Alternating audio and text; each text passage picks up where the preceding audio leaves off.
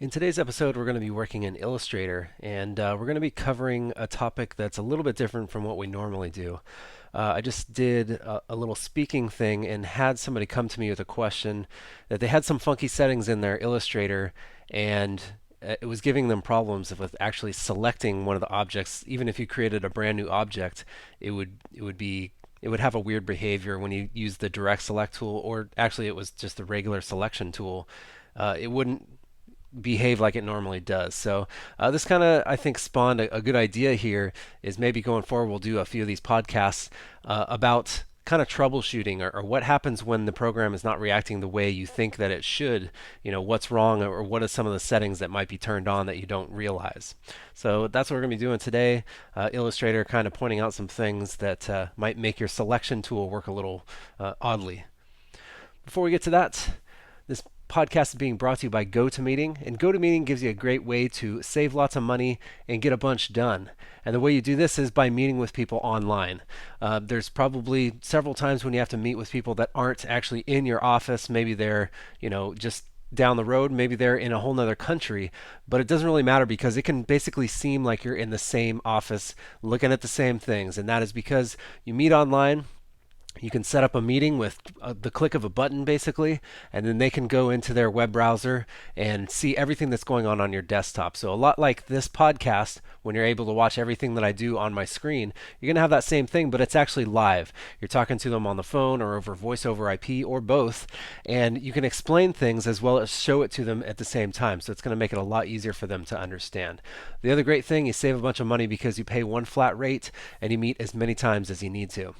Now you can try this for free if you want. You just need to go to the URL at the top here, gotomeeting.com/techpodcasts. That's gotomeeting.com/techpodcasts.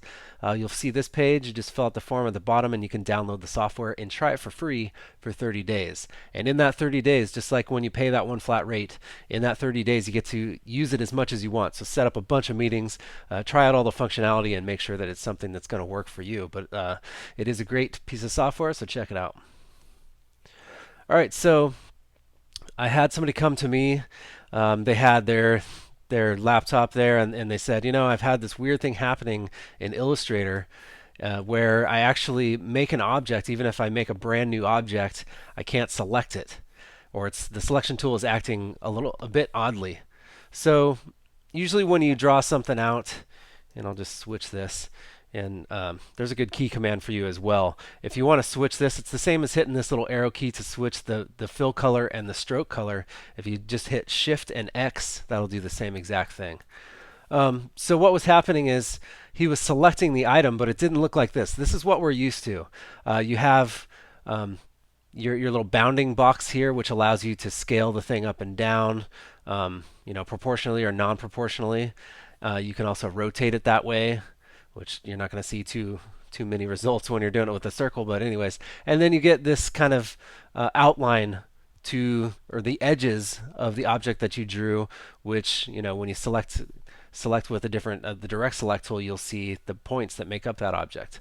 So we weren't seeing this, and I'll try and figure out what exactly we were seeing. I believe the bounding box was gone. So if you go under the View menu and you say Hide Bounding Box, and you can see there's a key command of Command Shift B, which should be Control Shift B on the PC. Now we lose that box, so it's already starting to look a little bit different. I still have this blue line surrounding it, and I can still see my points of how this thing is built, basically.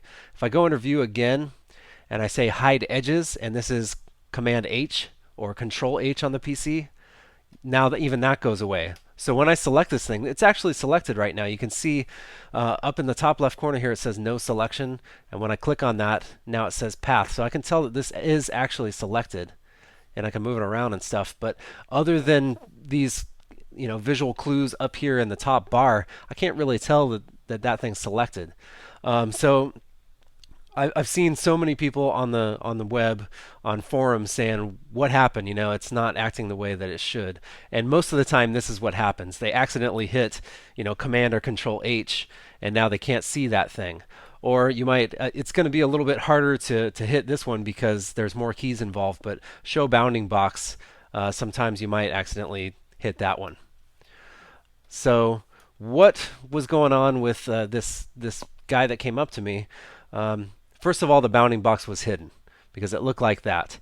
But the other thing was, I'm going to go up into preferences, and there's a preference panel that's for selection and anchor display. And I'm just going to go ahead and click something and get out of there real quick to show you what was going on. So this is basically what was happening with him.